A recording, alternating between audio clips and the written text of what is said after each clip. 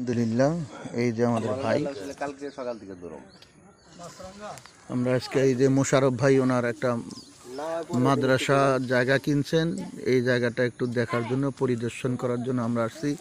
এই যে একজন আমার মোশারফ ভাইয়ের শ্বশুর, এই যে আমাদের আরিফুর রহমান ভাই, এই যে আমাদের মোশারফ ভাইয়ের বড় ভাই, এই যে আমাদের নূর আলম সাহেব আসছেন, যাই আরও ওই যে গণ্যমান্য ব্যক্তি আছে অনেকেই এখানে আসছি। ইনশাল্লাহ দেখি মাদ্রাসাটা নিয়ে আমরা একটা চিন্তা ভাবনা করতেছি, আল্লাহ পাক রব্বুল আলামিন কতটুক কবুল করছেন।